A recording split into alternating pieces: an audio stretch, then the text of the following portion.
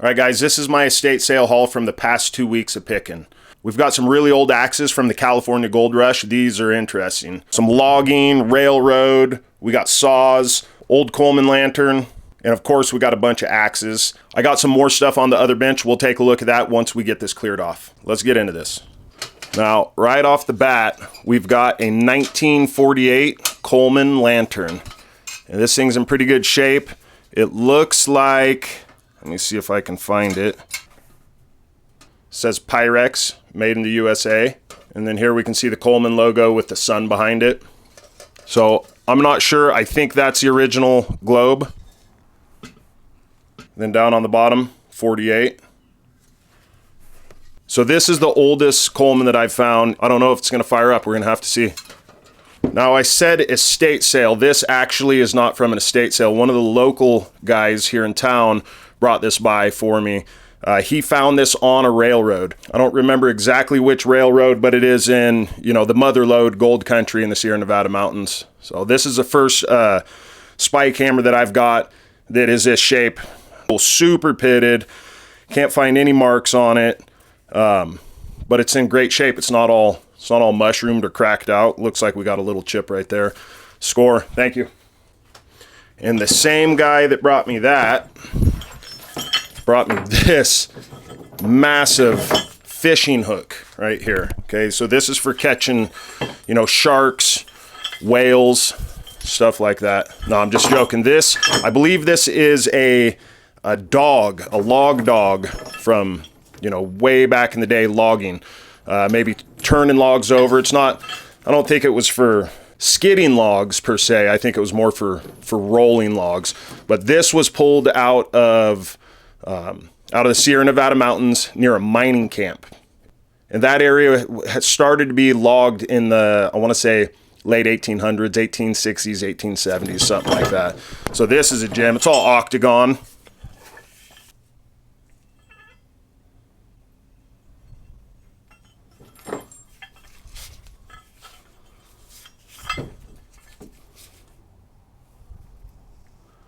That's a score. Definitely putting that in my collection. Score. Now I assume this is what you guys are really interested in. So I'm going to tell you the story on this. There's a local guy in town. I haven't met him yet. I got these through another guy that knows him. And I got these from Aaron. Thank you, Aaron, for hooking this up. Aaron's a picker. He sells on eBay, all that stuff. See him at all the estate sales. And I just got done at a sale, and he goes, hey, check this out. And he brought me these. So these are from a relic hunter here in town that metal detects the old mining camps here in the mother lode. So we're sitting right smack dab on the eastern boundary of the mother lode. Literally, it runs underneath my house. So let's get into it. Let's check this out. So first up, we've got a carpenter's axe, carpenter's hatchet. One of the claws is missing off the back, but it's a pretty standard pattern, quite similar to this guy. They make this same pattern with the rounded lugs that has claws on the backside. This is very common. I find these a lot. But this one has the pointed lugs, and I can't for the life of me find any catalogs. I probably searched for about 20 minutes, but I can't find any catalogs with the pointed lug carpenter hatchet.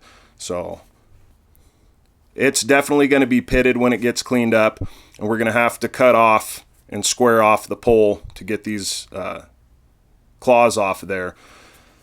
But it looks like there's going to be plenty of steel left to actually make it a user. Might actually turn it into a thrower. Who knows? That's a score. Super nice piece. And then, like I said, on this guy, this is, pretty run-of-the-mill, pretty standard, standard hatchet right here. You got the nail puller right here. Pole's pretty smashed up. Might have enough life left in it to be used. Might just be a wall hanger, little showpiece. All right, now getting into these big guys, all of these things, I think this one's probably, you know what, we'll get a scale out.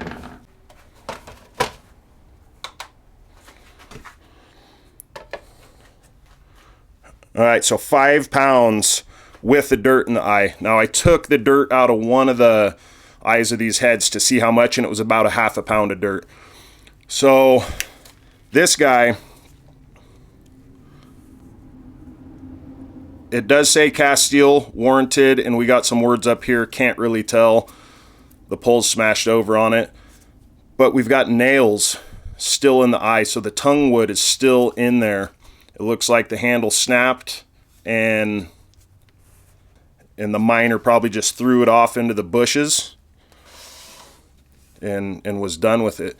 But we still have a pretty good toe on this one. The rest of these have some chewed up toes. I'm not sure. I think I'm gonna go out on a limb and say that that's kind of a wide Dayton. Almost reminds me of a Connecticut, but it's not. Super thick, high center line. Score. That's gonna clean up. That's gonna clean up nice. All right. This is the gem.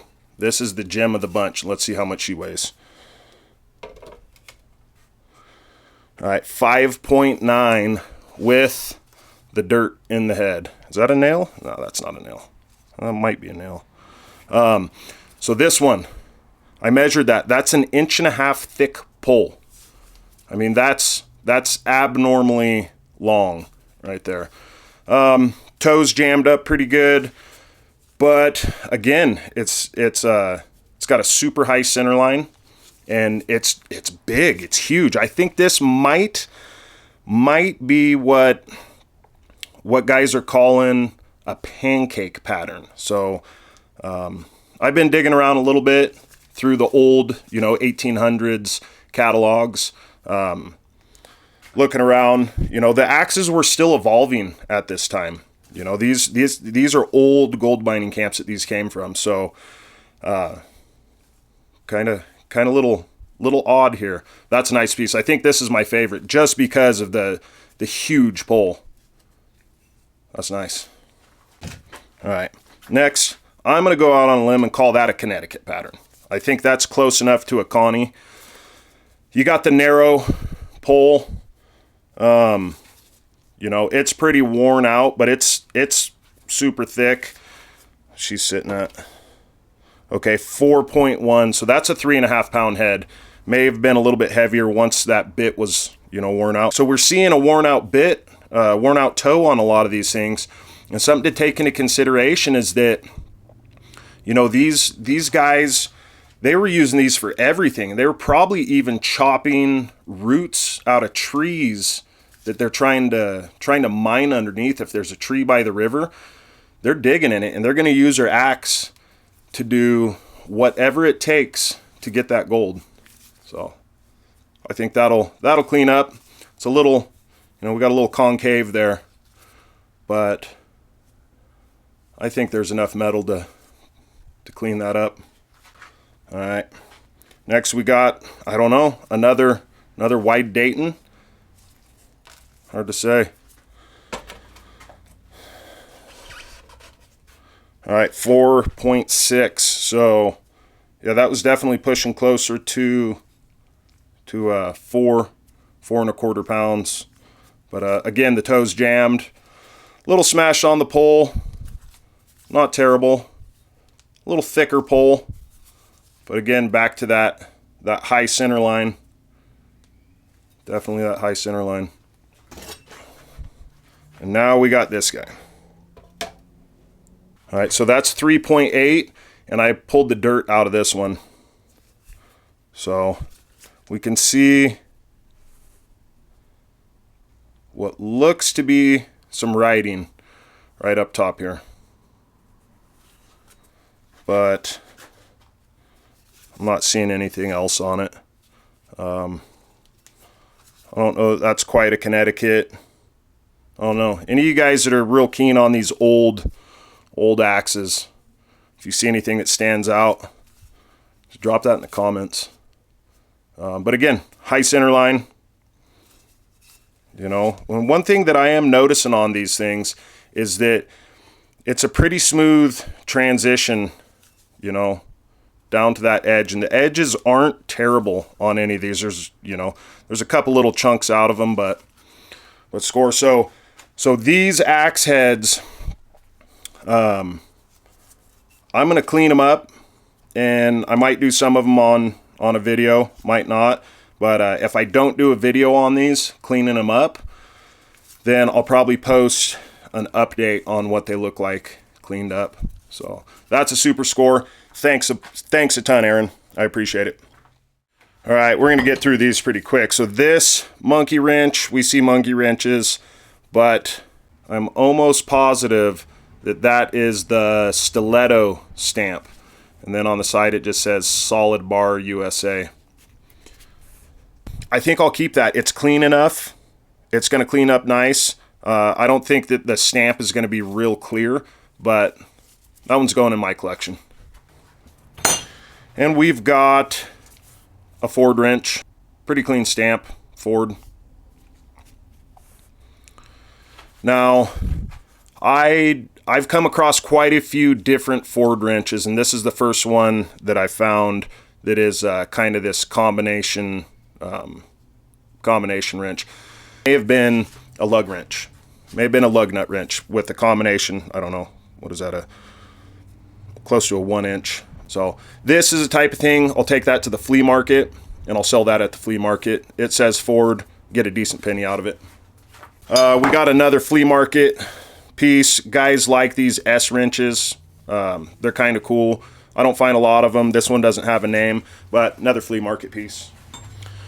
And then we got a back scratcher, metal back scratcher, or possibly, I don't know, maybe like an egg holder or something. But it's got some nice patina on it and some nice paint. Southington Hardware Company, solid steel. So I figure one of the ladies will pick that up for gardening, pulling weeds or something. And now we got this guy. So this is, I looked it up real quick. I want to say it is turn of the century. It's definitely unique. And it's Will B. Lane, Chicago. It's an older design of a ratchet wrench. Now the only problem with this is finding that 6-sided socket that goes on this, but probably have them on eBay. Another flea market piece. I'll sell that at the flea market. All right, I have searched and looked for a long time to find myself a froe, and I finally got it. So this guy came from a yard sale that a guy that comes by my flea market booth, and he's always, talking old tools and stuff, and he, tells me he's got a huge collection of stuff. So he finally held a yard sale, and I swung by and I picked up this guy. This is interesting. It's old. We can see the forge welded eye to the rest of the blade. All right. It's definitely forge welded on. So these are the only marks on here, and we've got, the cast steel. I see a GV something. I don't know what the rest of that word is. We've got a 14, and then this arrow stamp. So no idea what the maker is on this. I know it's old, and I think if we look right here, I think those are some more forge weld marks. So I'm assuming that the blade itself is a 2-piece design, and then the eye is forge welded on. But this is huge. It's 14 inches long. That's got to be a 1/2 inch thick at the top. And you know what? I'm gonna weigh that right now. All right, so that's 5.5 pounds. I don't know if that's normal for a froe, because like I said, I've never found one, but I'm pretty sure that froes are quite a bit smaller than this. Now what's really cool, so now I have a froe. There's a local logging company in town, and the old man, he's still doing it, but I think he started out in logging by making wood shingles, sugar pine wood shingles for Park Service and other companies to put roofs and siding on. So maybe if I'm lucky, I can get a lesson by a guy that's been doing it since, I want to say, the 50s or 60s. I think 60s. So anyway, super stoked on that. All right, we'll get to these axes here in a minute. This is another piece that I got along with that froe. And I looked at it and I had no clue what it was. It's something I've never seen before. But it's held like that with two hands. Obviously it's a saw. I heard one person say that possibly an ice saw, but everything else I've seen says that this is a hay saw, cutting hay. That's past our time, at least in America it is. So now, cool part about it, it's a keen cutter, E.C. Simmons keen cutter. Obviously it's old, it's forge welded. Pretty sure those handles are 100% original. Got a big old crack in that one, but this is a wall hanger, so I don't think you even put any oil on that. You just hang it up on the wall. All right, and then real quick, we got a Distin with that fancy handle, and it's got the little nub. The guys picked these up at the flea market. I don't know what they're doing. This one's still pretty straight. It's actually really straight. I don't see any issues with it. All the teeth are there. It's in good shape, so that'll go to the flea market also. And same thing, another Distin. Handle's in pretty good shape. It's definitely been used. We do got a little chip right there on the handle, but again, same thing. Got the nub, and I think this one's a little more fine-toothed, but flea market piece. All right, let's get into these axes. So right off the bat, little Stanley 122. The eye is perfectly aligned, top and bottom. Whole thing's in really good shape. That's a score. This was actually given to me by a guy. He had just picked it up, and he was like, "Oh man, you're into axes. Here, take this." And I tried to give him $2 is what he paid for it, and he said, "Nope, it's yours." So that was a score. Pretty clean. You know, sometimes I just get in this mode where I buy any axe that I see, and I'm trying to get out of that. I'm trying to just, you know, I've probably passed up on 10 axes over the past 2 weeks because they're not what I'm looking for. You know, I've got hundreds and hundreds of axes. So this one, you know, the eye's distorted, top and bottom, and that's obviously because it's been smashed. But the reason why I picked this one up is it's a Hartwell Brothers. Now I see Hartwell Brother handles not as often as OP Links or Turner Days, but I rarely come across Hartwell Brothers axe heads, so I think I paid $1 for it. So I didn't lose anything, but it's not really going to do anything for me. This guy actually did not come from a yard sale. I've got 10 acres way up in the mountains, and I was up there messing with the sawmill doing something, and the previous owner, we could just say that the previous owner left behind some things, and I pulled this out of the weeds. So it's busted. It's busted, definitely. And the only reason why I'm showing this and keeping it is axe head made in Sweden. We can see a little faint blue paint right there. But then over on the chipped side, we can see right there is a very faint circle, and it says GBA, and it's got a crown.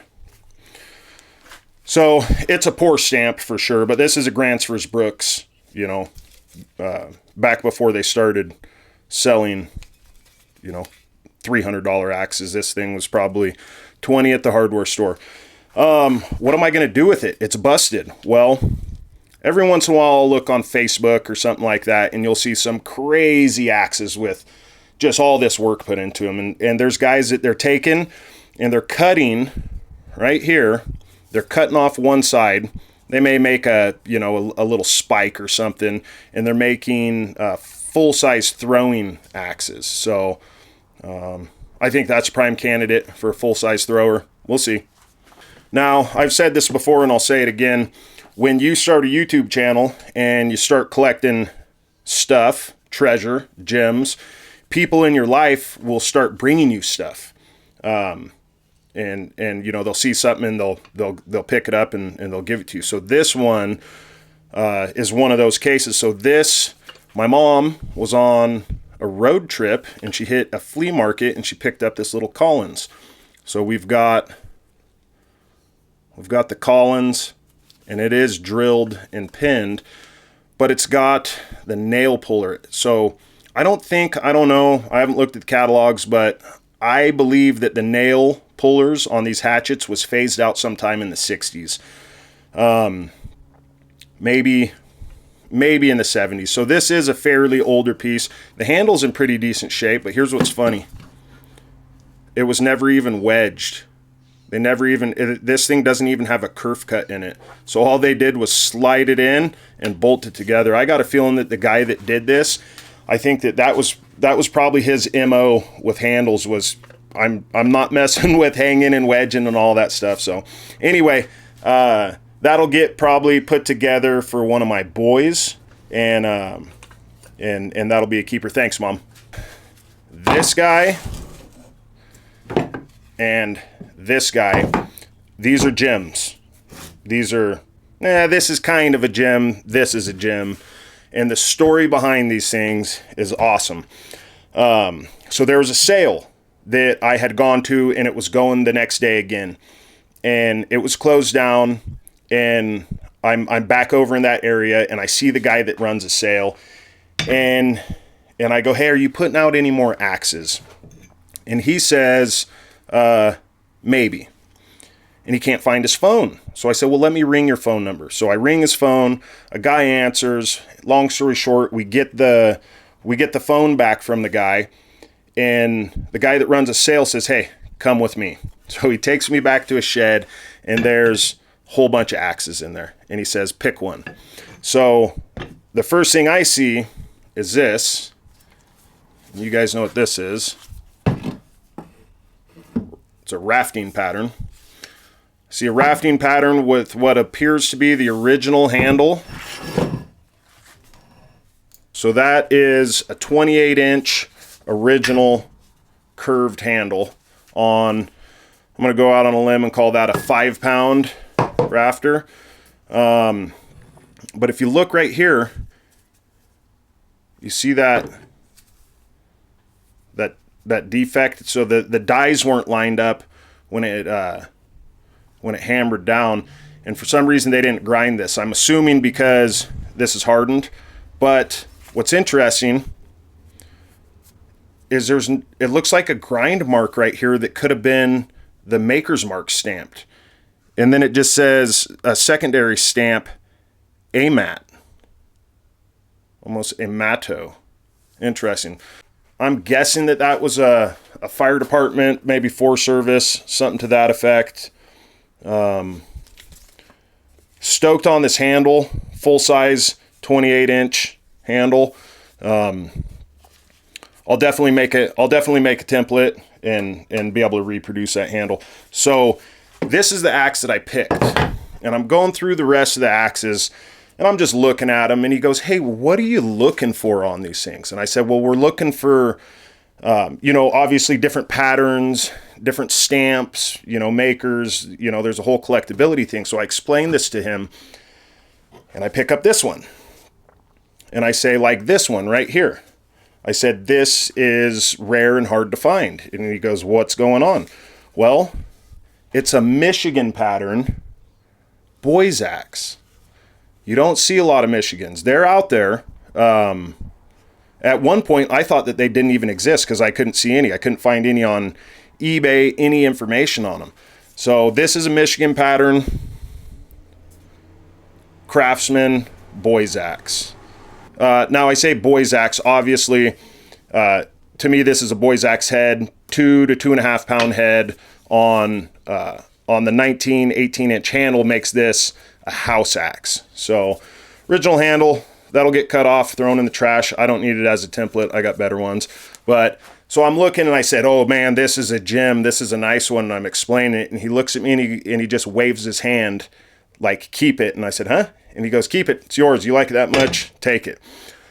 So those were freebies for being a good person and asking. You got to ask. Some of this stuff, some people think they're embarrassed that they even have this because it's trash to them, okay? Sometimes you just got to ask. Another piece that I'm trying to pass up on is just in such good shape. Just the narrow Michigan Stanley, nothing to it. Now, I get going and I get moving fast, and sometimes it's a matter of 5-10 seconds that can dictate whether you get or don't get an axe. If you're dealing with an estate sale and there's 20 people, 40 people in line, you got to be fast. So I saw this one sitting there, and if you look at the handle, it's got a fairly decent palm swell, and there's some sort of a maker's mark on it right here. So I picked this one up. I see a boy's axe in red, Dayton pattern. Looks pretty damn close to a true temper wood slasher, except it's not high center line, and it says China. So I don't know. I think I want to say I paid $5 for this, and I don't touch anything from China, generally speaking, unless it's the diamond Rhinelands. Those are fair, but I'm gonna say that this is an older Chinese pattern. I am curious though. What I'm curious to do is I've got the hardness testing file kit, and I'm curious to test the hardness on this. But that was a fluke. All right, we've got an upside down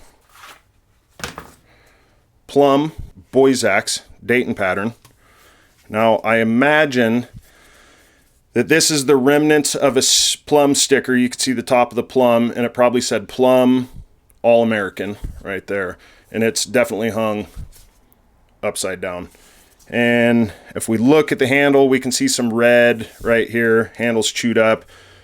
Not going to be able to save that. But that's original handle to the original axe head. I don't know. It's ground kind of funny. It's pretty thin, and it wasn't ground on the top, so we can still see the forge marks from the dies closing together. So, fair enough. Came with a leather sheath, which I don't know. I don't think it's worth trying to save that, unfortunately. It doesn't even fit it anyway. But, yeah, I don't know. I think that'll go in the trash. Now, we've got another Permabond Plum Dayton, super clean. This head is ground really well.